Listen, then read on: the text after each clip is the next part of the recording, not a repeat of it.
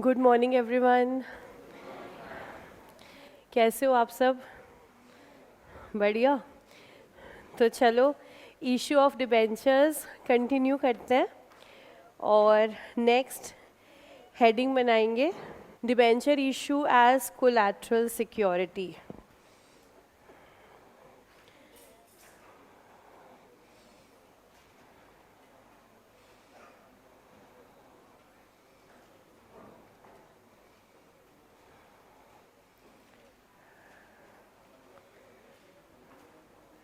Issue of debentures as collateral security.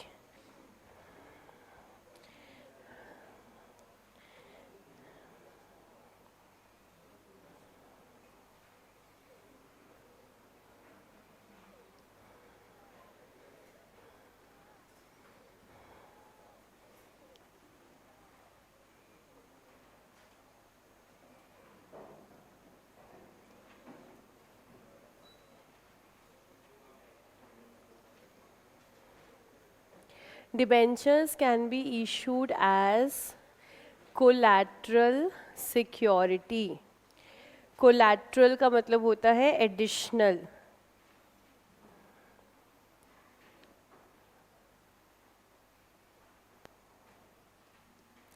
Additional. Debentures can be issued as collateral security. Debentures, such debentures shall become active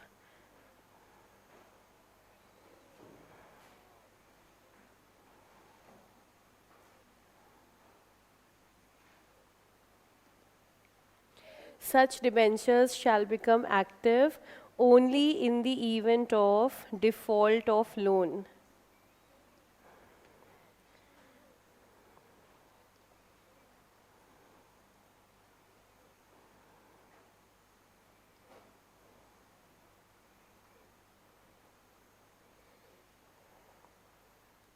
Accordingly, the journal entry shall be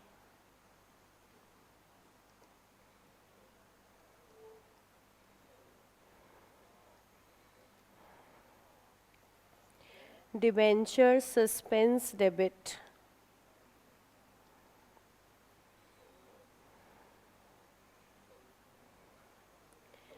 To X% debentures account.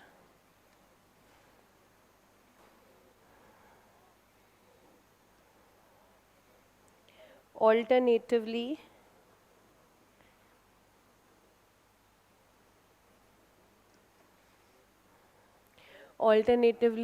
there is no need of any journal entry.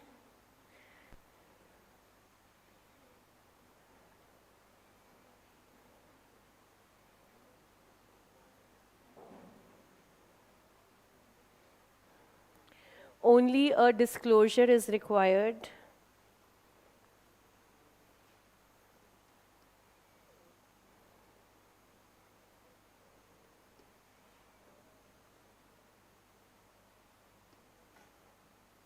In notes to accounts.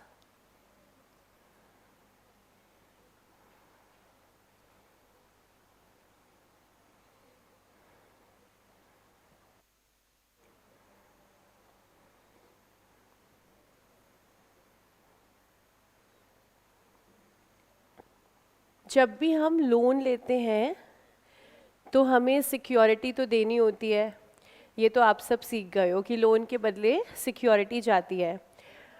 हम loan के बदले debentures भी issue कर सकते हैं as security, लेकिन सिर्फ debentures issue नहीं हो सकते। They can be issued as additional security, कि कोई ना कोई एसेट की भी सिक्योरिटी है और साथ ही साथ debentures. Debenture as a security का मतलब क्या होता है? लोन देने वाले को क्या फ़ायदा इन डिबेंचर से? तो एक फ़ायदा ये है कि आप इसे मार्केट में बेच सकते हो, मार्केट में सेल कर दो, आपको पैसा मिल जाएगा। प्लस साथ ही साथ इन डिबेंचर्स पर आपको क्या मिलेगा? इंटरेस्ट। लेकिन इंटरेस्ट आपको मिलेगा कब, टाइम पीरियड। सपोज आपने लोन लिया 1 जनवरी 25, आपने लोन लिया 50 लाख का। इस लोन पर आपने सिक्योरिटी दी है plant and machinery plus debentures. Secured है ये लोन दोनों से। लोन का टाइम पीरियड है 5 साल। 5 साल के बाद 50 लाख वापस करने हैं। तो ये जो डिबेंचर आप दे चुके हो, इस डिबेंचर पर जो इंटरेस्ट है वो किस साल से मिलना स्टार्ट होगा? 5 साल के बाद से, है ना? 5 साल के बाद से, क्योंकि अभी तो लोन के रीपेमेंट की डेट ही नहीं आई। पहले तो वो डेट आए 1 जनवरी 30, पहले तो वो डेट आए लोन के रीपेमेंट की, फिर हम लोन पर डिफ़ॉल्ट भी करें, उसके बाद जाकर के डिबेंचर्स क्या होंगे? एक्टिव। तो मैंने जो आज डिबेंचर इशू कर दिए हैं, आज 1 जनवरी 25 को, जो एक्टिव होंगे कब जाकर? 1 जनवरी 30 को। तो वो आज डिबेंचर है कि डिबेंचर नहीं है? तू है कि नहीं, बताओ, डिबेंचर है कि डिबेंचर नहीं? हमने कहा भैया हमें तो पता नहीं है, इसलिए यहाँ पर कौन सा अकाउंट खोल दिया है? Debenture suspense. तुम हो भी सकते हो, तुम नहीं भी हो सकते हो। पता कब चलेगा? लोन की रीपेमेंट की डेट पर। डिफ़ॉल्ट किया तो एक्टिव, डिफ़ॉल्ट नहीं किया तो बात ख़त्म। तो debenture suspense to debenture. Balance sheet में कैसे दिखेगा ये? लाइबिलिटी में डिबेंचर्स और एसेट में डिबेंचर सस्पेंस। लाइबिलिटी में डिबेंचर्स और एसेट में डिबेंचर सस्पेंस। दोनों तरफ आ गई है चीज़। एक्चुअली देखें तो नलिफाई हो गई है, इफेक्ट नलिफाई कर दिया है हमने अकाउंट्स के अंदर। इसीलिए ऑल्टरनेटिव अवेलेबल है। आप चाहो तो ये एंट्री ना ही बनाओ, एंट्री का कोई खास मतलब नहीं आ रहा। आपने नोट्स टू अकाउंट्स बनाए होंगे, याद है कुछ क्लास पहले हमने बनाए थे notes to accounts. Notes to accounts जो आपका लोन का बनेगा, इसमें आप लोन की डिटेल डालोगे, इस बैंक से इतना लोन लिया है, इसी के साथ ब्रैकेट में लिख दो loan is secured by collateral issue of debentures. हमने कुछ डिबेंचर्स भी इशू कर रखे हैं, कैसे कैसे? As collateral security. तो आपकी मर्जी, आपकी चॉइस, या तो बना दो डिबेंचर सस्पेंस टू डिबेंचर, या फिर कोई एंट्री नहीं, सिर्फ नोट्स टू अकाउंट्स में एक डिस्क्लोजर। ठीक है, इतना क्लियर? बोलो इसमें कोई डाउट? तो आ जाओ फिर एक क्वेश्चन सॉल्व करते हैं।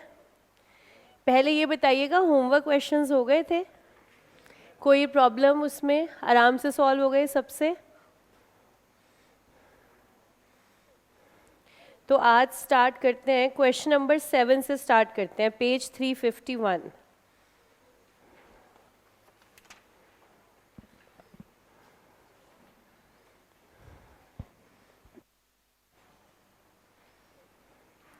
Page 351, question number 7. X Limited issued 1,12% debentures of rupees 100 each at a discount of 10%, payable in full on application by 31st May. 100 रुपये का डिबेंचर है,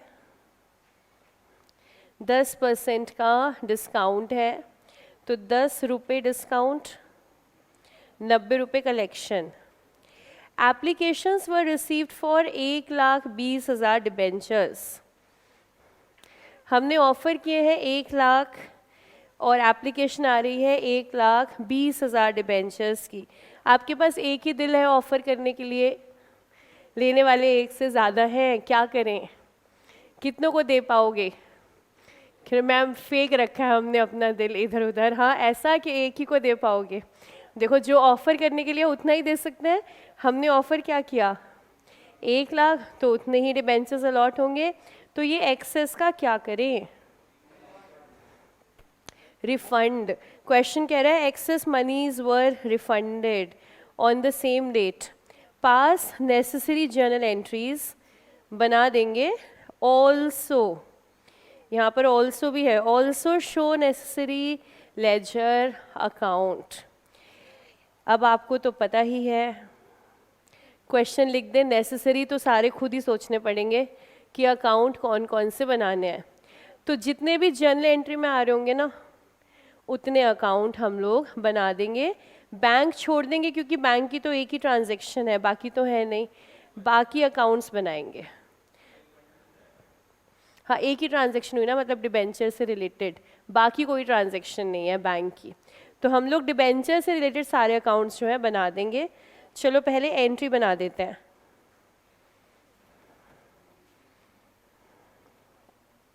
सबसे पहली एंट्री क्या बनेगी, बैंक टू डिबेंचर एप्लीकेशन, कितने रुपए से, कितना इंटू कितना, 1,20,000 इंटू में 90 रुपये, हमें मिलेंगे 90 रुपये 1,20,000 डिबेंचर्स के ऊपर।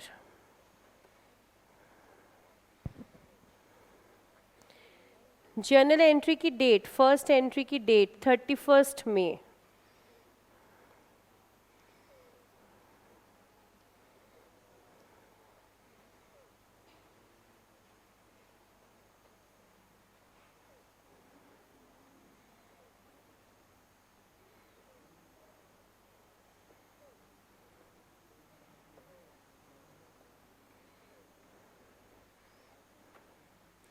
Bank to debenture application 1,20,000 into 90, बहुत सारी ज़ीरोज़ हैं,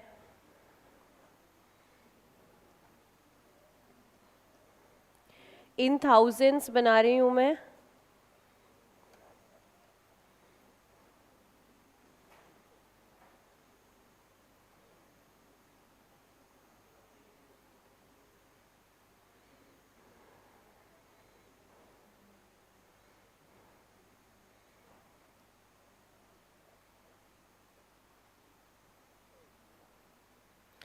तो अमाउंट जो लिखा जाएगा वो है 10,800, 3 zeros come. Being application money of 90,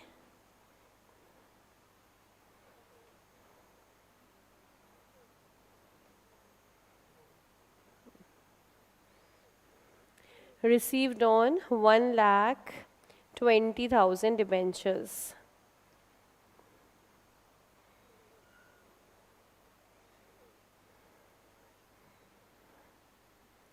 उसके बाद ट्रांसफ़र कर देते हैं डिबेंचर्स में, डिबेंचर एप्लीकेशन डेबिट,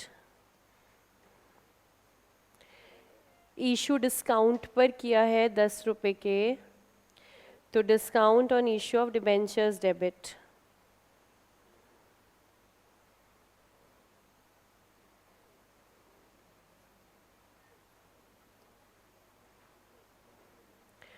टू हम इशू कर रहे हैं 12% डिबेंचर्स,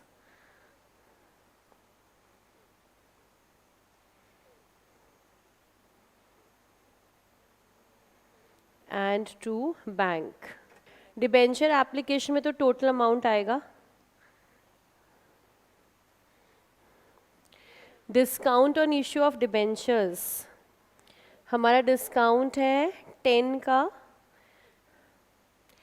कितने डिबेंचर्स पर, जितने अलॉटेड हैं, अलॉट कर रहे हैं हम 1,00,000,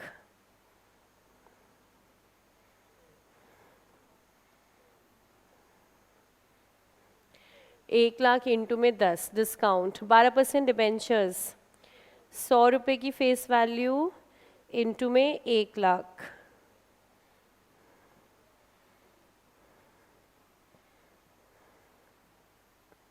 बैंक का रिफंड 20,000 डिबेंचर्स फालतू हैं, 1,20,000 की एप्लीकेशन है, 20,000 डिबेंचर्स फालतू हैं और सभी पर application money 90।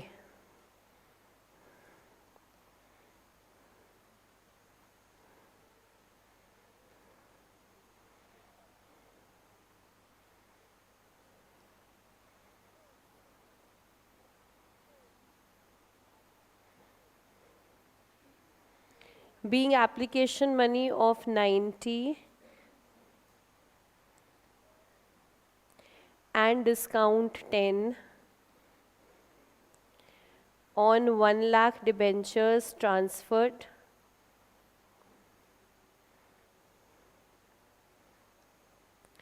and money refunded on 20,000 debentures.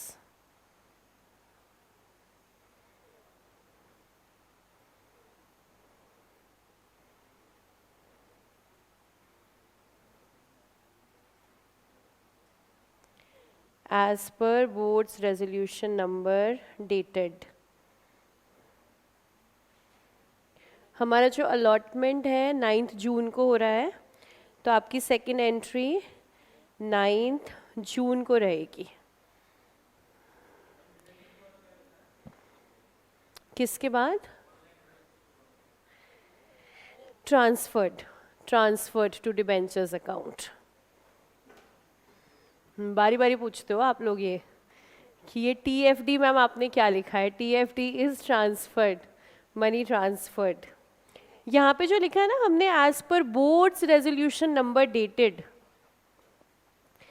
अब डिबेंचर में लिखना है कि नहीं लिखना है बोर्ड्स रेजोल्यूशन नंबर? तो ज़रा एक बार ना ICI का मॉड्यूल देखते हैं। नोटिंग हो गई सबकी? Unit 3 issue of debentures. अब इलस्ट्रेशन पर आए अगर हम, पहले आपके मॉड्यूल में इलस्ट्रेशंस हैं। इलस्ट्रेशन 1 हम देखेंगे नरेशन।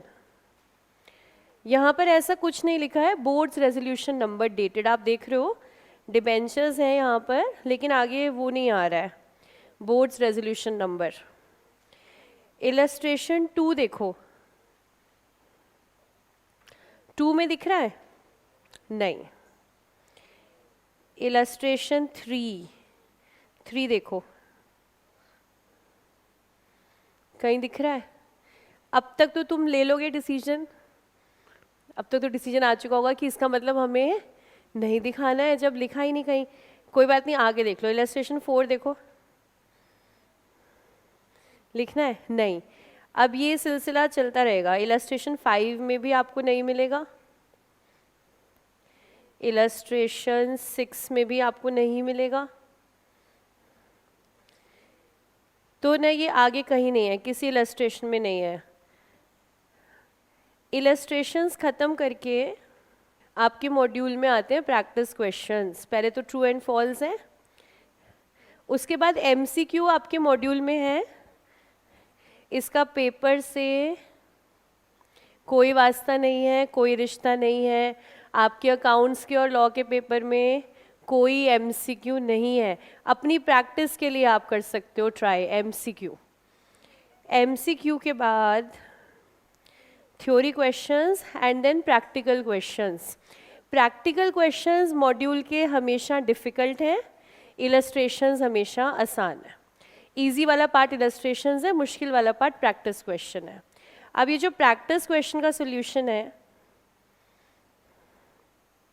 प्रैक्टिस क्वेश्चन 1 या प्रैक्टिकल क्वेश्चन 1, देन 2, देन 3।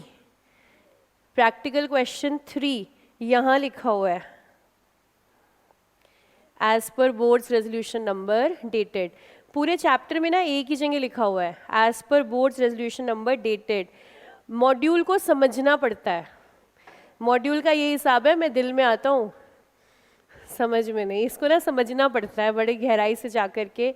अगर एक में भी आ गया है तो आप पेपर के अंदर लिख करके आना, उसको छोड़ना नहीं। क्लास में तो चलो बहुत सारे क्वेश्चंस करते हैं ना हम लोग, तो बारी बारी लगता है कि इतना क्या लिखें। पेपर में तो एक ही क्वेश्चन करना है ना, डिबेंचर्स का, शेयर्स का, तो उसमें लिख करके आना as per boards resolution number dated.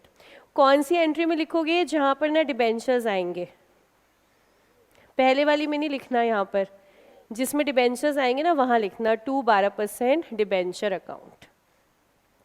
ठीक है, तो क्या हम लिख देंगे डिबेंचर्स में भी? हाँ, ये छोटे से 3-4 शब्द ही तो है, as per boards resolution number dated हम लिख कर आएंगे, चाहे डिबेंचर का इशू हो चाहे शेयर का इशू। अब वापस आ जाते हैं हम, हमें बनाने हैं लेजर अकाउंट्स। तो हम बना लेते हैं आपकी रिक्वेस्ट पर bank account, discount on issue of debentures account, 12% debenture account, और एक हमारा ये आ रहा है डिबेंचर एप्लीकेशन। चारों अकाउंट बनाते हैं।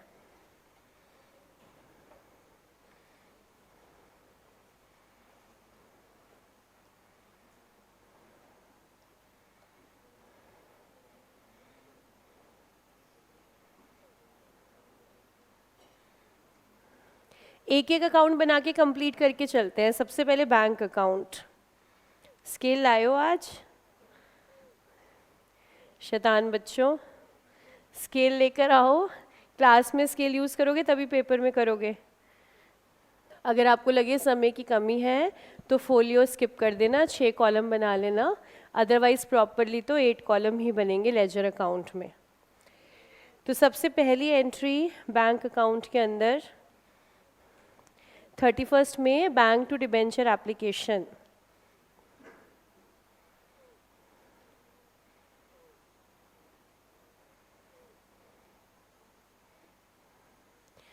बैंक अकाउंट की डेबिट साइड पर टू डिबेंचर एप्लीकेशन।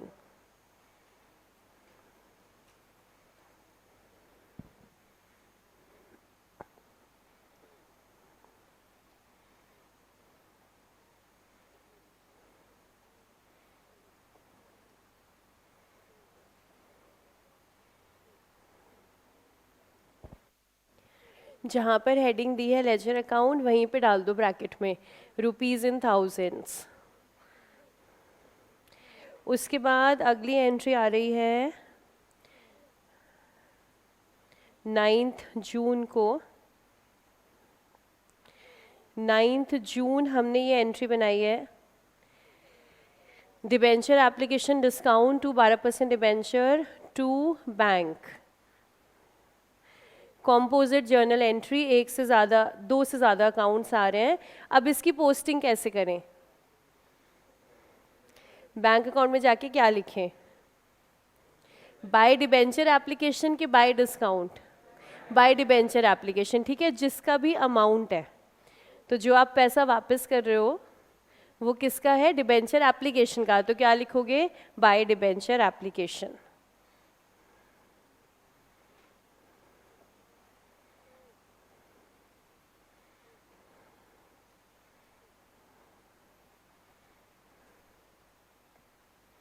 और कोई एंट्री नहीं है? Account close by balance carried down.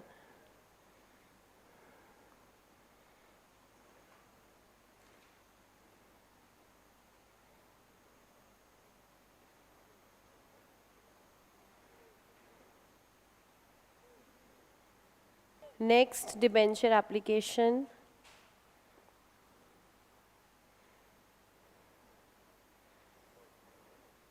Bank to debenture application 31 May.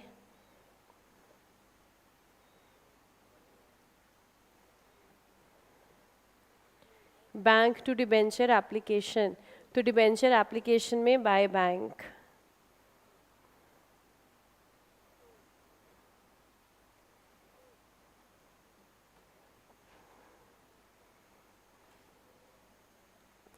Then next date 9 June.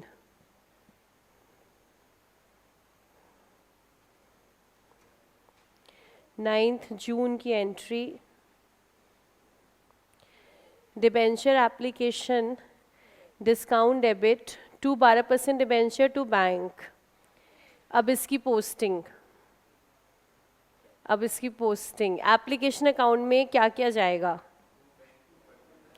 To bank जाएगा, और 12% डिबेंचर जाएंगे।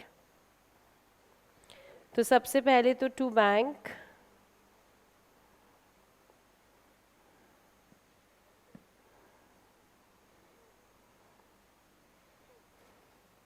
टू बैंक 1800 और टू हमारे डिबेंचर्स हैं 12%।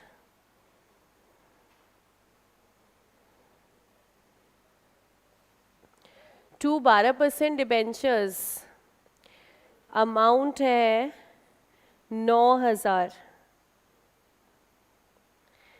टू 12% डिबेंचर्स अमाउंट रहेगा 9,000, क्योंकि 1,000 डिस्काउंट का अमाउंट है, वो डिस्काउंट अकाउंट के अंदर जाना है, तो इसकी पोस्टिंग ना ध्यान से करनी है।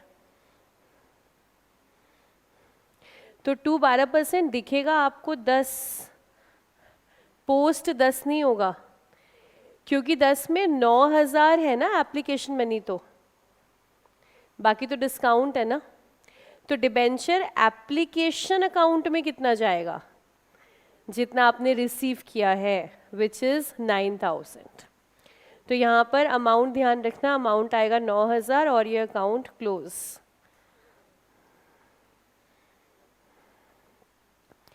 डिबेंचर एप्लीकेशन अकाउंट बना रहे हैं, तो जो एप्लीकेशन पर पैसा आया वो ही दिखाएंगे। तो डिबेंचर एप्लीकेशन टू डिबेंचर, तो एप्लीकेशन मनी कितनी ट्रांसफ़र की है, 9,000। इसके बाद बनाते हैं डिस्काउंट, उससे और क्लैरिटी हो जाएगी आपको।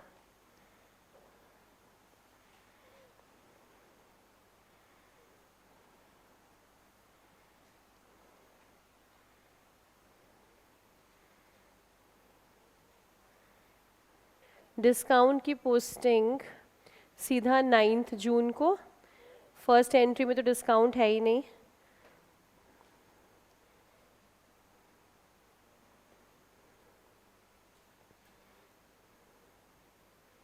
डिस्काउंट आपने डेबिट किया था, तो डेबिट साइड पर 2 हमारे हैं 12% डिबेंचर्स।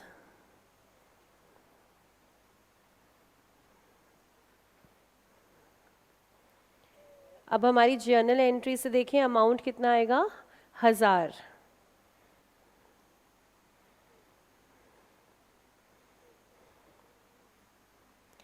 तो ये आपकी पोस्टिंग जो है वो कंप्लीट हुई है कि 9,000 एप्लीकेशन में गया है और 1,000 आपका डिस्काउंट में गया है, तो 10,000 की पोस्टिंग आपकी कंप्लीट हुई है टूवर्ड्स 12% डिबेंचर्स अकाउंट। अभी डिबेंचर्स अकाउंट बनाएंगे, उसमें और क्लैरिटी हो जाएगी। डिस्काउंट में गया टू 12% डिबेंचर 1,000, और कुछ करना नहीं है हमें, अकाउंट क्लोज। क्या पूछ रहे हो? P&L से राइट ऑफ मैंने बताया था लास्ट क्लास में। पहली बात तो पूरा तो होगा नहीं, ये धीरे धीरे करना है। दूसरा, इस टाइप के क्वेश्चन में नहीं करना है, क्योंकि P&L से राइट ऑफ होगा ईयर एंड में, और हम लोग अकाउंटिंग किस दिन की कर रहे हैं, अभी तो हमने अभी एप्लीकेशन करा है और उसको हमने ट्रांसफ़र किया है, तो P&L से राइट ऑफ अभी नहीं होगा। इसको क्लोज करते हैं, क्लोजिंग डेट हमारी ऐसा करते हैं, जून का एंड लेते हैं। बैंक में भी 30 जून डाल दो डेट, जून के महीने के अंत में क्लोज डाल देते हैं, और यहाँ पर भी क्लोजिंग डेट जो है 30 जून। 30 है कि 31 है, याद है?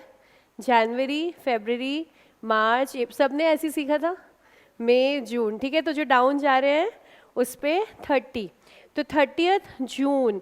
मुद्दा ये है, लिखना क्या है यहाँ पर, देखो बाय तो बिल्कुल ठीक है, और यहाँ 1,000 आएगा।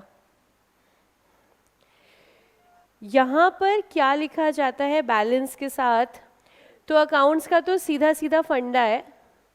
अगर तो तुमने बैलेंस शीट में ले जाना है तो तुमने क्या लिखना है, बैलेंस CD, और अगर तुमने बैलेंस शीट में नहीं ले जाना है तो जहाँ ले जाना है ना वहाँ लिख दो, या तो बाय P&L या तो बाय ट्रेडिंग, ठीक है। किसी भी अकाउंट में तुम अगर फंस जाओ कि यार मैं यहाँ पे लिखूँ क्या बैलेंसिंग फिगर के साथ, तो कैसे चेक करोगे? अगर बैलेंस शीट में ले जाना है तो बैलेंस सीडी, और नहीं ले जाना तो फिर या तो वो P&L जा रहा होगा या वो ट्रेडिंग जा रहा होगा। हालांकि अगर हम कंपनी की बात करते हैं तो कंपनी के केस में तो ट्रेडिंग का ऑप्शन होता ही नहीं ना। कंपनी के केस में तो सिर्फ क्या होता है? P&L। ऑल्दो उसको बोलते हैं हम स्टेटमेंट ऑफ P&L है, लेकिन लेजर पोस्टिंग में हम सिर्फ क्या लिखते हैं? P&L। स्टेटमेंट ऑफ P&L हम नहीं लिखते। अब ये जो discount on issue of debentures है ना, देखो इसके लिए ना हमें लिखना है बैलेंस सीडी। Balance CD. आपके दिल की आवाज़ क्यों मैम? आखिर क्यों क्यों क्यों? क्योंकि हम इसको ना एक साथ राइट ऑफ नहीं करेंगे, हम इसको धीरे धीरे करेंगे राइट ऑफ। कितने सालों में? जितने की हमारे ना डिबेंचर्स का टेन्योर है। तो धीरे धीरे करेंगे तो सारा तो होगा नहीं, तो कुछ तो बैलेंस बचा ही रहेगा। तो वो कहाँ लेकर के जाएंगे हम? बैलेंस शीट के अंदर। बस ये मत पूछना कहाँ, बैलेंस शीट में कहाँ, क्योंकि इस ना थोड़ी पुरानी अकाउंटिंग है, उसमें एक हेडिंग होती थी मिसलेनियस एक्सपेंस, वहाँ ले जाते थे। अभी हम लोग मजबूरी में कर रहे हैं क्योंकि हमारे मॉड्यूल के अंदर है। तो यहाँ पर लिखना क्या है? By balance CD. अब आ जाते हैं लास्ट अकाउंट, 12% डिबेंचर।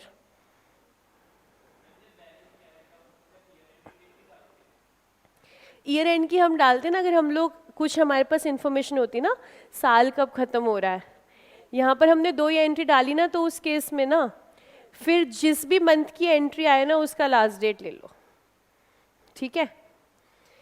तो डाउट आपका बिल्कुल सही है, लेकिन जो सिचुएशन है उसमें हमें इस वजह से करना पड़ रहा है।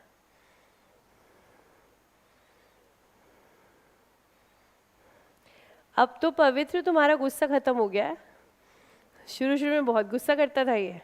सारा प्यार उसी के लिए नहीं रखना है, कुछ टीचर्स के लिए और क्लासेस पे भी लुटाना है।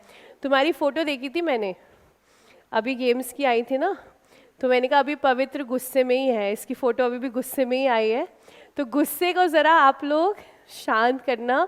गुस्सा आता है आप लोगों को?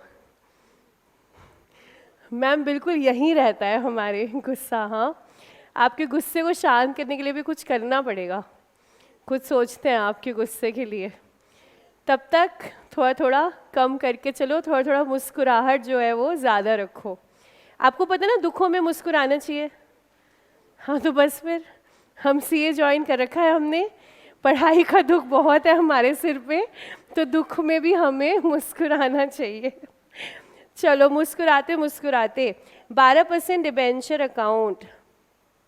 हमारी पोस्टिंग सीधा होने वाली है 9 जून को। कौन सी साइट पर? Credit.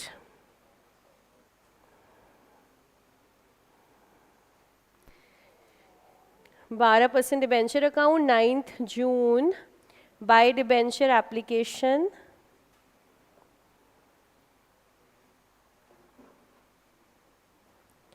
Bye discount on issue.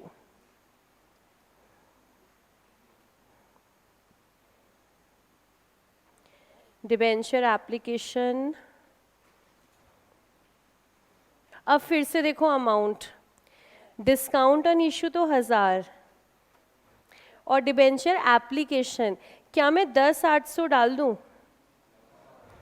तो फिर गड़बड़ हो जाएगी, क्योंकि अगर मैंने 10,800 लिख दिया तो डिबेंचर्स हो गए 11,800 के, वो तो वैसे ही गलत है। यहाँ पे 10,800 नहीं आएगा, यहाँ पर क्या आएगा? वही हमारा 9,000। जो पहले समझा था कि एप्लीकेशन मनी कितना है टूवर्ड्स डिबेंचर्स, तो 90 रुपये हैं 1 लाख डिबेंचर्स पे। तो यहाँ पर फिर से 9,000, डिस्काउंट 1000, अकाउंट क्लोज, बैलेंस आ गया है हमारे पास 1 लाख का।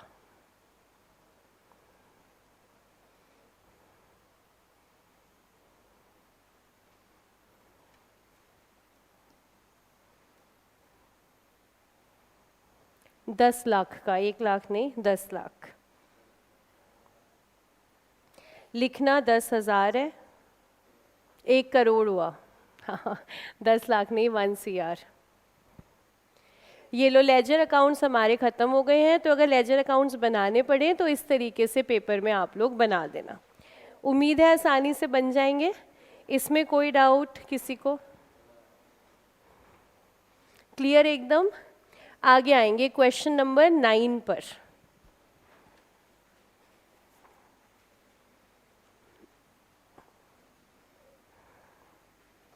Question number 9, X company limited issued 10,000 14% debentures of nominal value of 50 lakh as follows। देखिए नंबर ऑफ डिबेंचर्स हैं 10,000, नंबर ऑफ डिबेंचर्स हैं 10,000, 10,000 डिबेंचर्स की नॉमिनल वैल्यू मतलब फेस वैल्यू, और इसी को बोलते हैं हम par value. Face value, par value, nominal value. Nominal value है 50 लाख, तो फेस वैल्यू पर डिबेंचर 500, तो यानी कि मेरे डिबेंचर्स की फेस वैल्यू है 500 रुपये। 10,000 टोटल डिबेंचर्स हैं, टोटल वैल्यू आ रही है 50 लाख। ये हमने इशू कैसे कैसे किए हैं? 3 कैटेगरी में, 3 डिफरेंट प्रकार से इशूड हैं ये debentures. To sundry persons for cash at 90% of nominal value of 25 lakh. ये इशू है पब्लिक के पास, पब्लिक को इशू किए। जो पब्लिक को इशू किया उसकी फेस वैल्यू है 25 लाख, लेकिन इशू कितने पर किया है हमने? 90% पर, मतलब 10% डिस्काउंट पर ये इशू हो रहा है। तो अभी तो 50 लाख में से कितने इशू हुए? 25 लाख। अगली कैटेगरी, अब हमने दिए हैं वेंडर को, वेंडर से खरीदा है फिक्स्ड एसेट। फिक्स्ड एसेट है 10 लाख का, लेकिन डिबेंचर जो मैंने इशू किए हैं उनकी नॉमिनल वैल्यू कितनी है? 12,50,000। फिक्स्ड एसेट 10 लाख का है, डिबेंचर की नॉमिनल वैल्यू 12,50,000 है। और लास्ट कैटेगरी, मैंने इशू किए हैं बैंक को एज कोलैटरल, लोन लिया था मैंने 10 लाख का, और जो मैंने डिबेंचर्स इशू किए हैं वो है 12.5 लाख नॉमिनल वैल्यू पर। और तीनों केसेस में हमें बनानी है जर्नल एंट्री। सबसे पहले तो फर्स्ट केस में बनाते हैं, वो तो सबसे आसान है, वो तो आप लोग फटाफट बना लोगे, फर्स्ट केस वाली।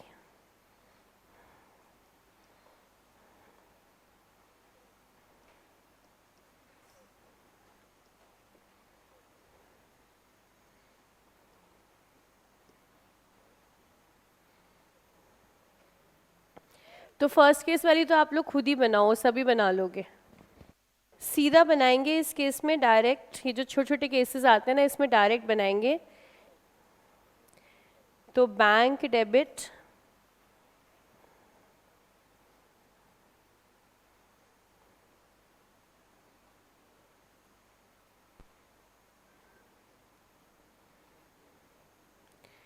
Discount on issue of debentures debit 2 हम दे रहे हैं 14% डिबेंचर्स।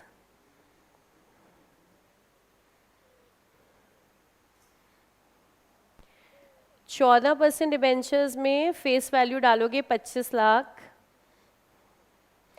और बैंक और डिस्काउंट में देखो डिस्काउंट है 10% का, तो 25 लाख का 10% कर दो सीधा, तो डिस्काउंट आ गया 2.5 लाख।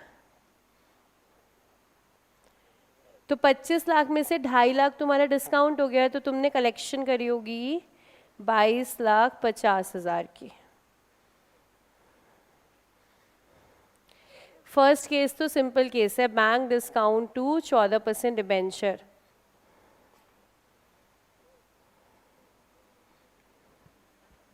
बीइंग नंबर डालना पड़ेगा, कितने डिबेंचर इशू किया आपने,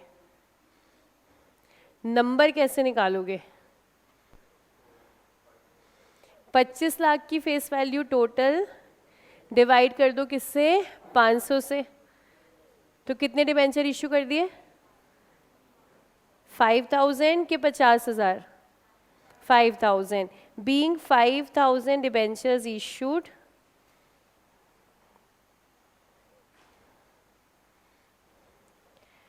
of face value 500 at 10% discount या 50 रुपये डिस्काउंट.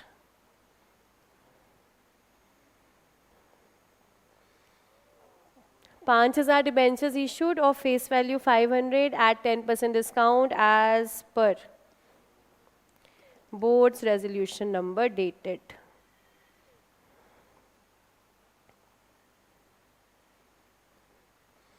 फर्स्ट एकदम आसान है. दूसरे पर आते हैं. हमने खरीदे हैं फिक्स्ड एसेट. फिक्स्ड एसेट की एंट्री को डालेंगे दो हिस्सों में. वेंडर से लेंगे और उसके बाद हम इशू करेंगे डिबेंचर्स. फिक्स्ड एसेट हमने खरीदा है. एसेट मेरे पास आ रहा है, डेबिट व्हाट कम्स इन, और जिससे मैंने खरीदा है टुवर्ड्स हिम मैं लाइबिलिटी क्रिएट करूंगी. तो एंट्री बनेगी fixed asset debit to vendor account.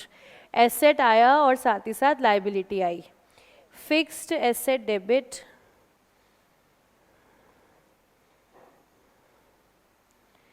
To vendor. Fixed asset का अमाउंट है 10 लाख.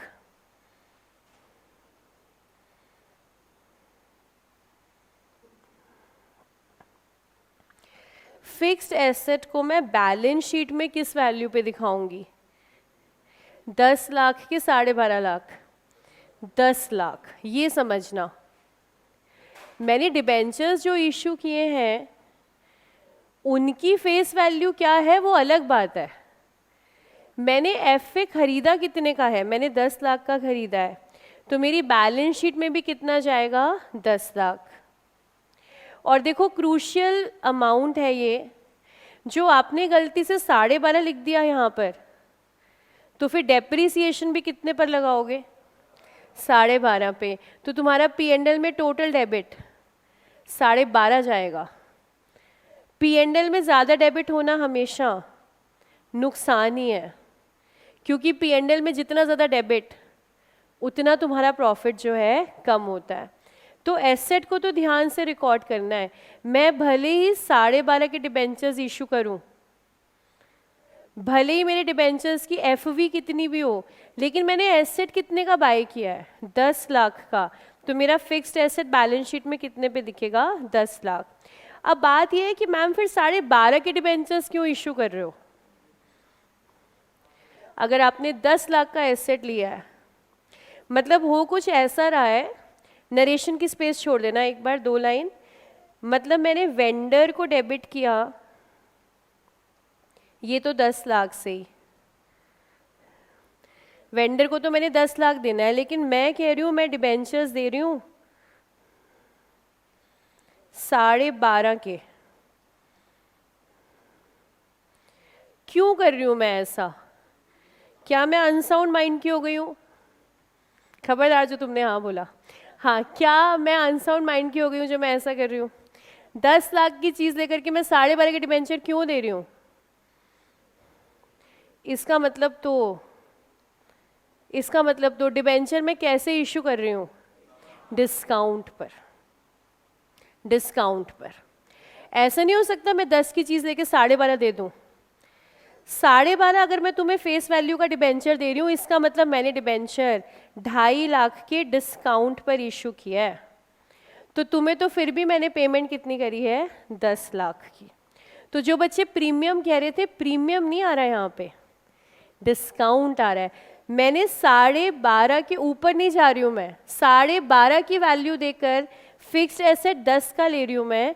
इसका मतलब 2.5 लाख का डिस्काउंट है on issue of debentures.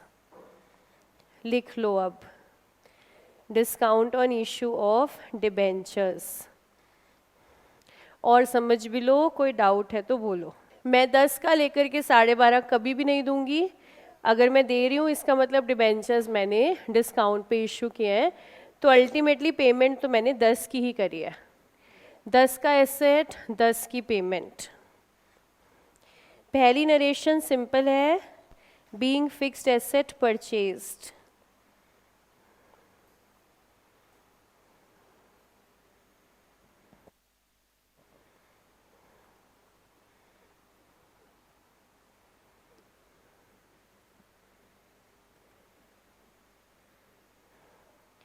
being 25,000 debentures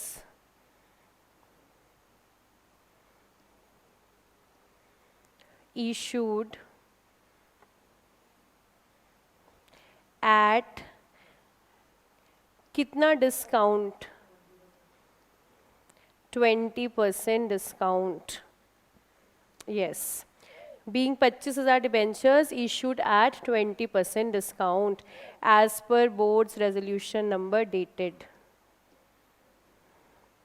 तो जो हमारा 2.5 लाख है वो 12.5 लाख का 20% अमाउंट है, तो मैं डिबेंचर इशू कर रही हूँ वेंडर को 20% डिस्काउंट पर, जबकि मैंने पब्लिक को इशू किए हैं 10% डिस्काउंट पर। कैटेगरी अलग अलग है, पब्लिक को दिया 10% और इधर दिया 20%। 20% ही आ रहा होगा, 12,50,000 का 20%, चेक कर लो, 25% नहीं है 20% है। 20% डिस्काउंट पर डिबेंचर्स इशू किए, कर लो चेक, कैलसी पे कोई कंफ्यूजन ना रहे। नंबर ऑफ डिबेंचर्स हाँ 2500।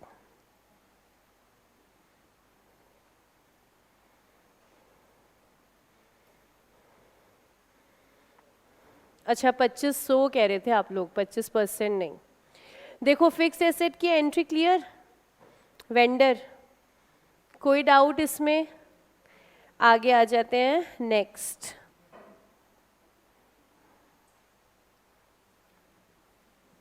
Last, to the banker as collateral security for a loan of 10 lakh और डिबेंचर्स दिए हैं हमने 12.5 लाख नॉमिनल वैल्यू के।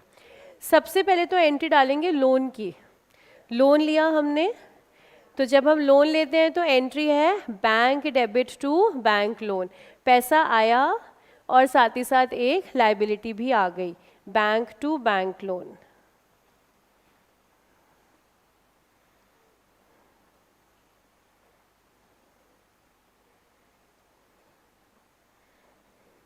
दस लाख कि 12.5 lakh?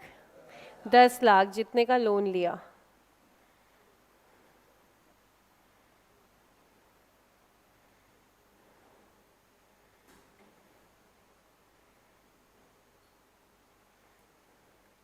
Simple narration being loan taken.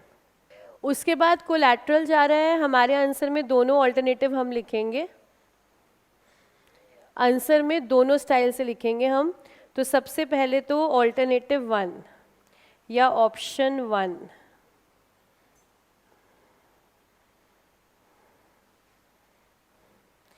Option 1 है, हम एंट्री बनाएंगे डिबेंचर सस्पेंस डेबिट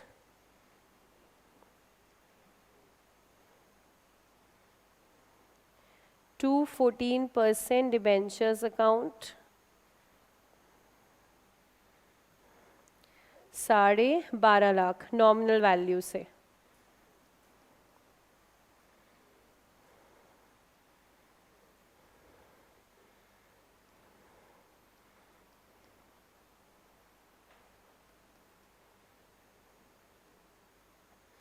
ऑप्शन 2 है disclosure in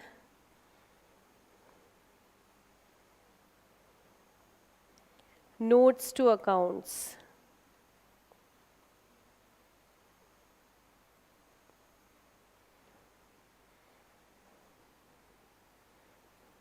being 14% debentures of nominal value 12.5 lakh issued as collateral security।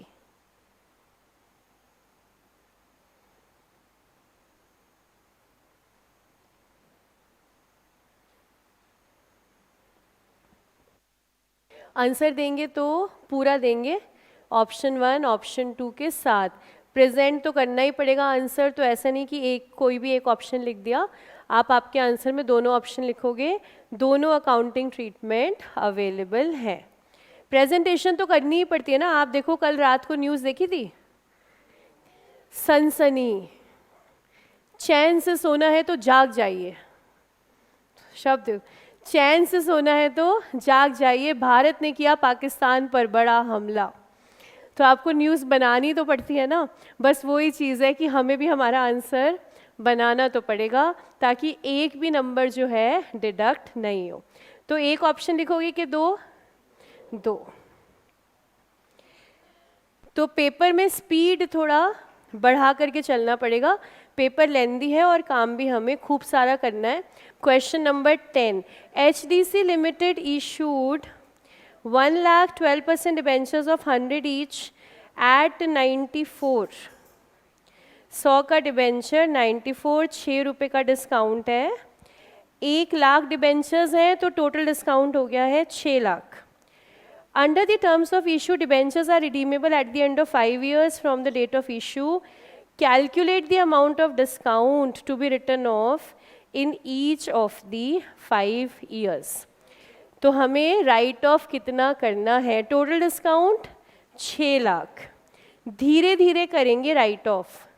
कितने सालों में? 5 सालों में। तो 1 साल का अमाउंट 1,20,000 बिल्कुल आसानी से निकल जाएगा। क्वेश्चन नंबर 10 का अमाउंट, हमारा total discount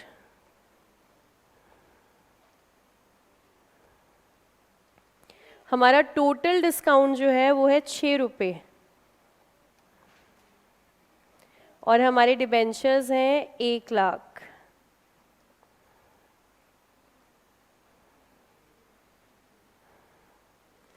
total discount 6 lakh है। Tenure of debentures 5 year.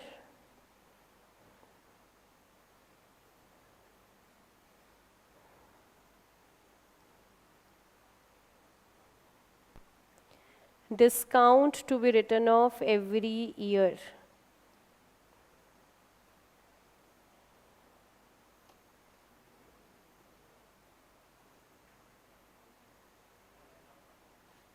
W/O written off सिर्फ क्लास के लिए।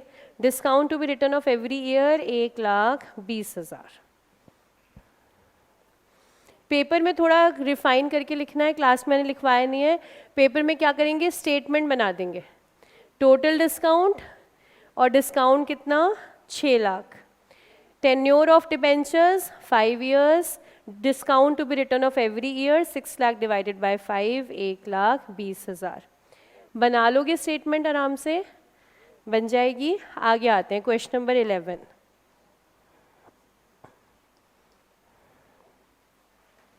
क्वेश्चन नंबर 11, 2 लाख डिबेंचर्स हैं, 10 रुपये के, इशू है 9.4 पे। तो हमारा डिस्काउंट है 60 पैसे, 60 पैसे का डिस्काउंट है। डिबेंचर्स हैं 2 लाख। तो हमारा टोटल डिस्काउंट 12,000। 12,000 आ रहा है, 1,20,000 आ रहा होगा, 1,20,000। Under the terms of issue 1/5 of the debentures are annually redeemable by drawings. First redemption occurring on 31 दिसंबर 2021। याद है रिडेम्पशन करने के कितने तरीके थे? 3। बिल्कुल सही। कौन कौन से? Redemption in lump sum, redemption in instalment, redemption by conversion into shares. वैसे एक और है बट वो इंटर में सीखोगे, redemption by purchase in open market. तो हमारा जो क्वेश्चन नंबर 10 है वो कौन सा रिडेम्पशन था? Redemption in lump sum. और जो क्वेश्चन 11 है ये है रिडेम्पशन इन इंस्टॉलमेंट।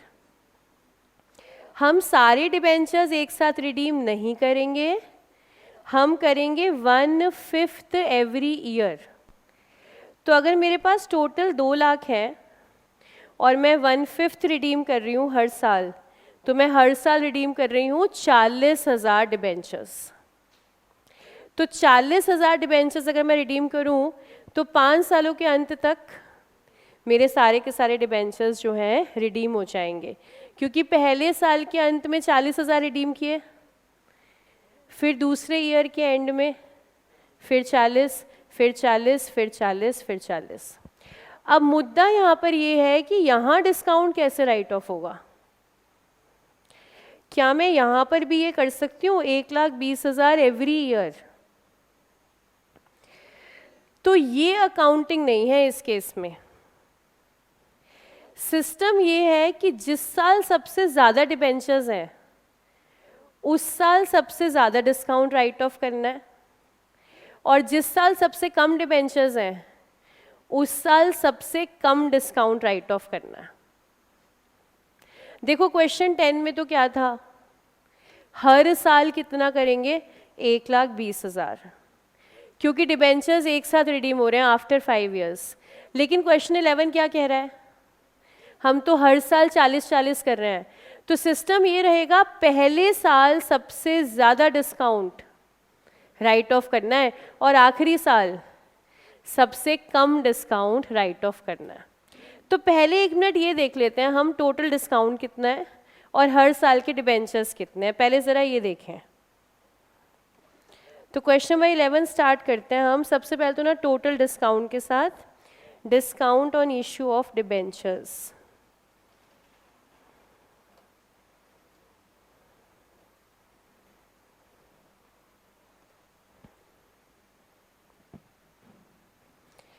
$60 पैसे इंटू में 2 lakh debentures,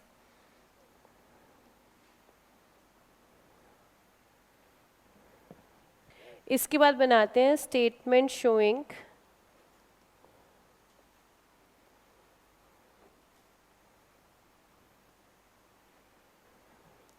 discount written off every year.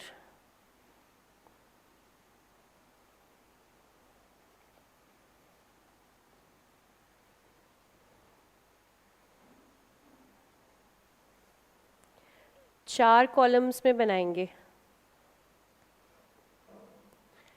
सबसे पहले year, then debentures outstanding for redemption,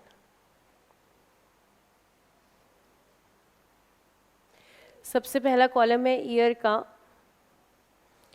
फिर है debentures outstanding for redemption.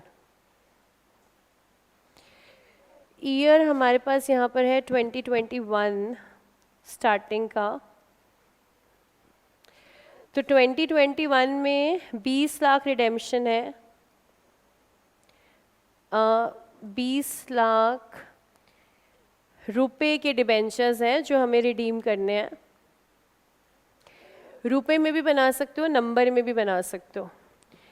20 lakh रुपए, 2 लाख डिबेंचर्स, 10 रुपए की फेस वैल्यू। 2022 में डिबेंचर्स आउटस्टैंडिंग होंगे 16 लाख। 2023 में डिबेंचर्स आउटस्टैंडिंग होंगे 12 लाख। 2024 में 8 लाख। 2025 में 4 लाख और 2025 के एंड तक ख़त्म।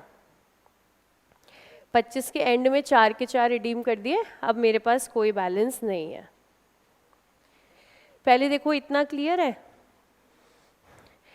अब हमें जो डिस्काउंट को राइट ऑफ करना है वो डिबेंचर आउटस्टैंडिंग की रेशो में करना है। तो डिबेंचर आउटस्टैंडिंग की रेशो हम यहाँ पर कह सकते हैं 20:16:12:8:4, 5 4 3 2 1। डिबेंचर आउटस्टैंडिंग जिस रेशो में है उसी रेशो में मुझे डिस्काउंट राइट ऑफ करना है, ताकि पहले साल सबसे ज़्यादा राइट ऑफ हो और आखिरी साल सबसे कम। तो मेरा यहाँ पर रेशो क्या आया, 5:4:3:2:1। तो हमारे अगली कॉलम की हेडिंग है ratio of benefit derived. Ratio of benefit derived किस रेशो में मुझे डिस्काउंट को राइट ऑफ करना है। तो रेशो आ रहा है, सिंप्लीफाइड लिखेंगे 5 4 3 2 1 और लास्ट है amount of discount written of.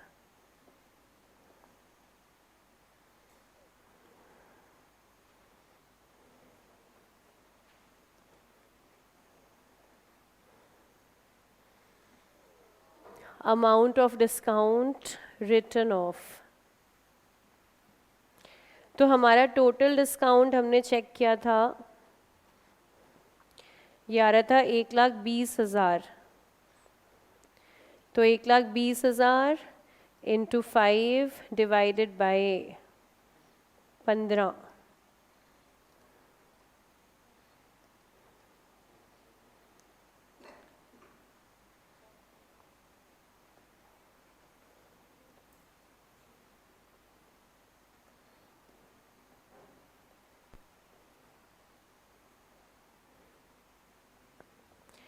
Paper में कैलकुलेशन नहीं लिखना, सीधा अमाउंट लिखना है। तो हमारा जो डिस्काउंट का अमाउंट आएगा 40,000, 32,000,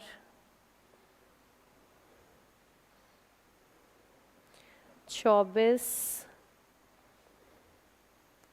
16, 8, टोटल 1,20,000 रिटर्न ऑफ।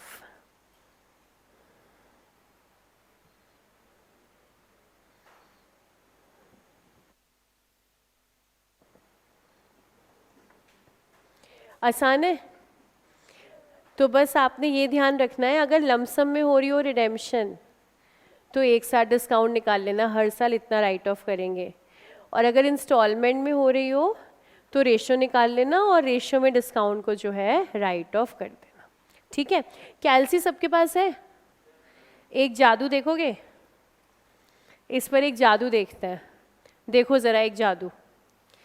कैलसी पर हम सीख रहे हैं जादू नंबर 1।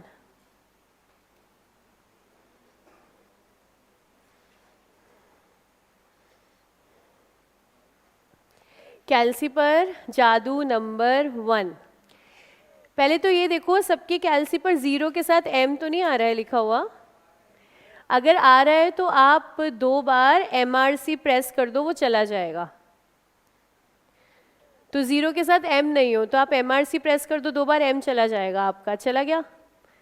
ठीक है, अब 0 है, अब कैलसी पर सब लिखो 1,20,000, 1,20,000। उसके बाद प्रेस करो डिवाइडेड वाली की, डिवाइडेड बाय, फिर लिखो 15,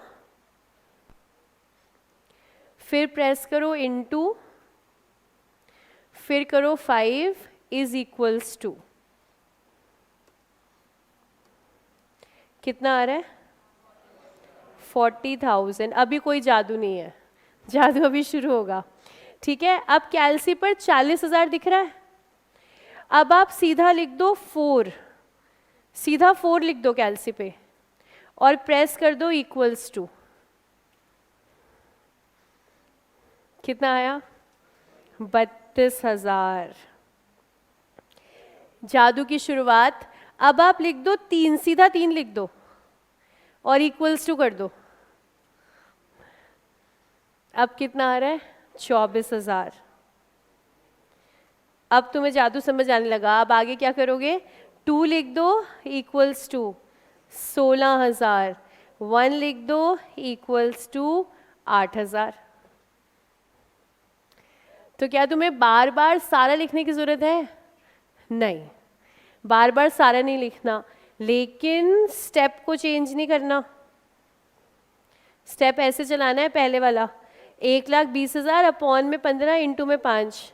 जो कहीं तुमने खुराफात करी 1,20,000 इंटू 5 डिवाइड बाय 15, फिर हट जाएगा, फिर नहीं लगेगा ये वाला जादू।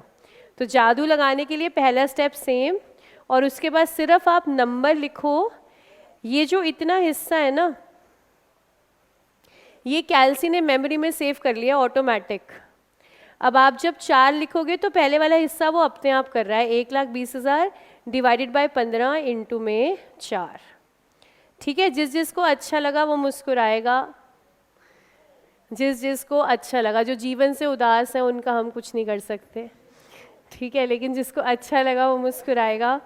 तो जादू नंबर 1 हो चुका है और हम आ रहे हैं हमारे इस चैप्टर के लास्ट टॉपिक पर, इंटरेस्ट ऑन डिबेंचर।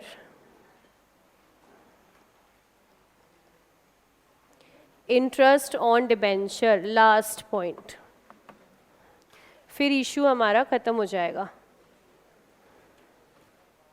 अब मुझे जल्दी से पहले आप बता दो डिबेंचर इंटरेस्ट की एंट्री,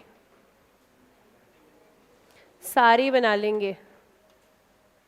डिबेंचर इंटरेस्ट की एंट्री सारे बना लोगे यार। डिबेंचर इंटरेस्ट की एंट्री, डिबेंचर इंटरेस्ट देना है हर साल कि नहीं देना? और सोच लो आराम से, 1-2 घंटे ले लो, कोई खास बात है, आराम से सोच लो। डिबेंचर इंटरेस्ट देना है हर साल? देना ही है ना हर साल। वो तो प्रॉफिट में कि लॉस में? दोनों में, दोनों में। प्रॉफिट हो या लॉस हो, डिबेंचर इंटरेस्ट आपको देना ही है। और इसीलिए हम इसे क्या कहते हैं? Charge against profit. तो जब कंपनी डिबेंचर इंटरेस्ट देगी तो बोलो एंट्री क्या बनाएगी? डिबेंचर इंटरेस्ट डेबिट, अभी लिखेगा कोई नहीं। Debenture interest debit to debenture holder, very good. Debenture holder to bank, ठीक है। और लास्ट में वो तुम्हारा कि मैम P&L से राइट ऑफ करेंगे, बिल्कुल करेंगे। लास्ट की एंट्री क्या आएगी? P&L debit to debenture interest. अभी सिर्फ पेमेंट पर हमारा फोकस है, तो हमारी एंट्री है interest to holder, holder to bank. तो सपोज हमारे पास है 12% डिबेंचर्स, 50 लाख के। डिबेंचर के इशू की डेट है 1 मई 24। अकाउंटिंग ईयर हमारा है 24-25। तो डिबेंचर का 1 साल का इंटरेस्ट कितना बना? Current year interest 24-25। तो कैसे निकालोगे? 50 लाख फेस वैल्यू लेना हमेशा। 50 लाख पे 12%, कितने महीने के लिए? 11 महीने के लिए, क्योंकि इशू कब हो रहा है? 1 मई को। तो देखो कितना इंटरेस्ट आ रहा है, कितना? 5,50,000। 5,50,000 का आया हमारा डिबेंचर इंटरेस्ट। उम्मीद है इसमें कोई डाउट नहीं है। अब आपके सामने एक लाइन आई, debenture interest is subject to TDS। Debenture interest is subject to TDS at 10%, ठीक है। Debenture interest is subject to TDS at 10%। अब ये 3 जो लेटर्स हैं इनका मतलब देख लो, TDS, बहुत बढ़िया, ठीक है। फुल फॉर्म तो आपने बिल्कुल सही बता दिया। TDS का मतलब है टैक्स डिडक्शन एट सोर्स। देखिए इनकम टैक्स तो सबको देना है हमारी कंट्री में। इनकम टैक्स कब दिया जाना चाहिए या कब देते होंगे? इनकम कमाने के बाद कि इनकम कमाने से पहले? इनकम कमाने के बाद, ठीक है। यही स्टैंडर्ड प्रोसीजर है भाई। आप पूरे साल काम करो, पूरे साल काम करके आप आपकी इनकम कमाओ, और फिर साल के अंत में आप क्या पे करो? Income tax.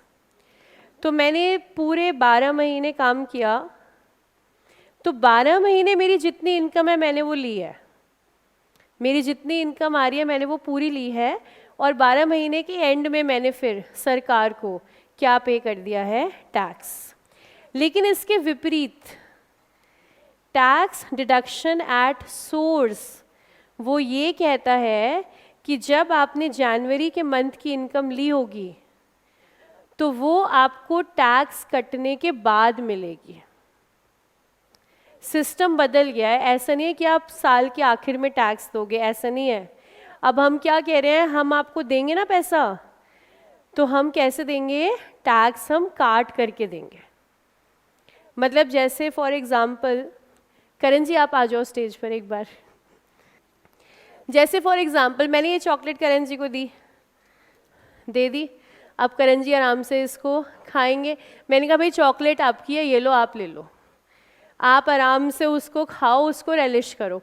पहला केस। दूसरा केस, मैंने करण जी को चॉकलेट देने से पहले इसको खोला, इसमें से मैंने कुछ हिस्सा निकाला और फिर मैंने करण जी को चॉकलेट दी। मैं क्या काट चुकी हूँ? TDS। ये है TDS। पहले वाला केस हम कह रहे हैं भाई पूरी इनकम आप ले लो, लास्ट में साल के अंत में मुझे टैक्स दे देना। TDS गवर्नमेंट क्या कह रही है? कह रही है आपको इनकम देंगे हम, लेकिन पहले ही क्या काट लेंगे? टैक्स। तो ये चॉकलेट पूरी नहीं मिली। पहले ही मैंने जब ये रख लिया तो मैंने ये क्या किया? Tax deduction at source. तो करण जी आपको समझा करके गए हैं TDS। अब ये कहाँ होता है, कहाँ नहीं होता? क्या मेरी सारी इनकम TDS पर है? नहीं, सारी इनकम TDS पे नहीं है। फॉर एग्जाम्पल मेरी सैलरी इनकम, मेरी salary income is subject to TDS। Salary मुझे TDS कटकर ही मिलेगी। और इंडिया में कितनी जनता सैलरी वाली जनता है? बहुत सारी के बहुत कम। तुम्हें परसेंटेज नहीं बतानी, बहुत सारी के बहुत कम, बहुत सारी, बहुत सारी।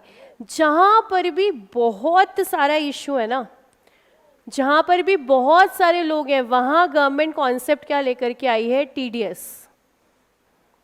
गवर्नमेंट से इस बाद में आप लोगों ने टैक्स चुराया, आपको कहाँ कहाँ ढूंढेंगे हम? मुद्दा तो सारा टैक्स की चोरी का है। इतनी जनता में हम कहाँ ढूंढेंगे? तो सैलरी को गवर्नमेंट ने क्या बना दिया? TDS। TDS कटकर ही मिलेगी। ऐसे ही debenture interest, number of debenture holders बहुत सारे हैं। गवर्नमेंट से आपको हम कहाँ ट्रैक करेंगे अगर आपने अपनी इनकम पे टैक्स नहीं दिया? तो हम तो इसको क्या बना रहे हैं? Subject to TDS। अब TDS का सिस्टम क्या है?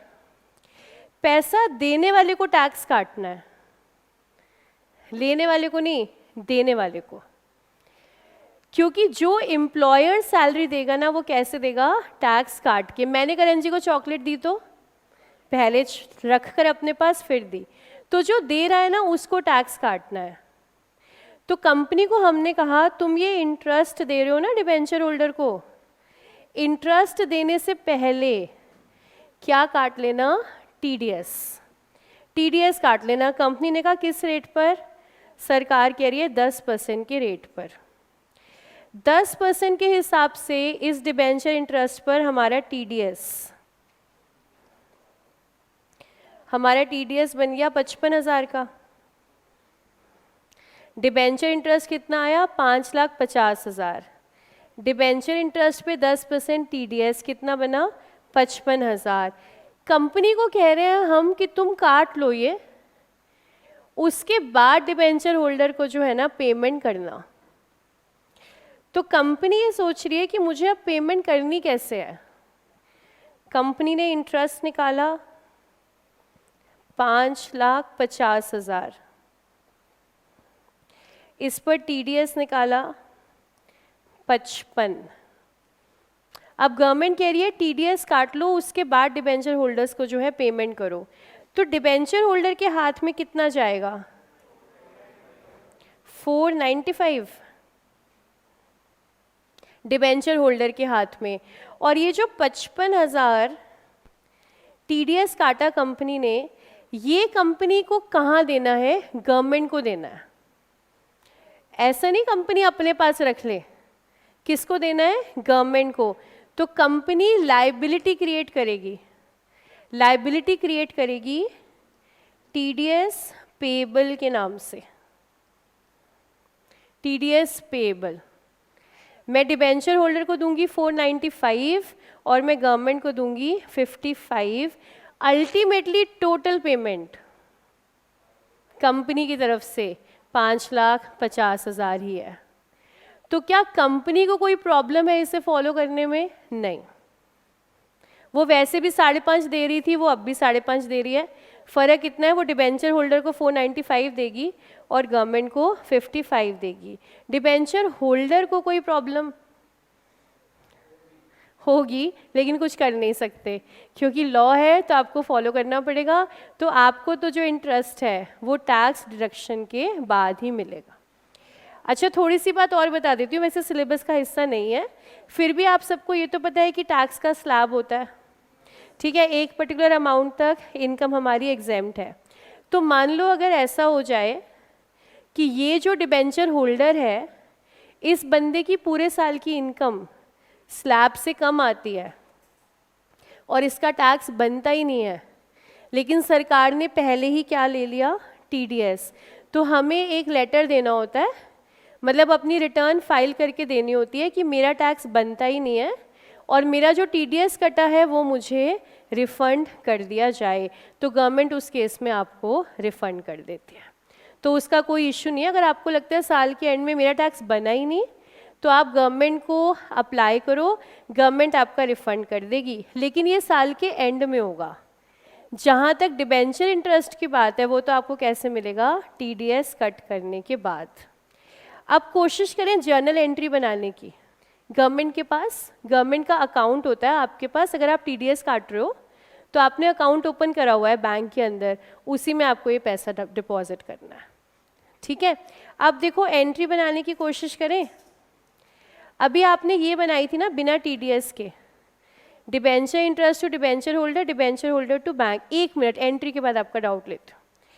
अभी हमने ये बनाई थी बिना टीडीएस के, टीडीएस के साथ कैसे बनाए इसे, कोशिश कर लेते हैं। देखो डिबेंचर इंटरेस्ट डेबिट कितने से, पूरे से हमेशा, ठीक है, पूरा अमाउंट था 5.5, इंटरेस्ट तो इतना ही रहेगा। टू डिबेंचर होल्डर, होल्डर को कितना दे रहे हो, 495, और साथ में क्या आ गया, टीडीएस पेएबल। देख लो मुश्किल है कि आसान है, आप बताओ। नरेश इधर माइक देना। समझ आ रहा है सारा, एंट्री क्लियर है। Debenture interest to debenture holder to TDS payable, और अगली क्या बनाएंगे, debenture holder TDS payable to bank. बन गई एंट्री, मैंने तो बनाई भी नहीं, आपने ही बनाई है। देख लो आसान है। इंटरेस्ट देंगे टीडीएस के साथ, तो interest to debenture holder to TDS payable, उसके बाद debenture holder TDS payable to bank, और फिर एंड में P&L debit to debenture interest. और कोई डाउट किसी का? तो इसकी प्रैक्टिस अगली क्लास में करेंगे। होमवर्क लिख लो ज़रा एक बार। नहीं, इतनी दुआएं मुझे नहीं चाहिए, होमवर्क आप लिख लीजिएगा। Question number 8, question number 13, question number 14, question number 15, question number 16, 17, 18। बस सिर्फ इतने से सवाल आपको सॉल्व करने हैं, आराम से सॉल्व कीजिए। फिर मिलते हैं आपसे फ्राइडे को। Thank you so much and keep smiling.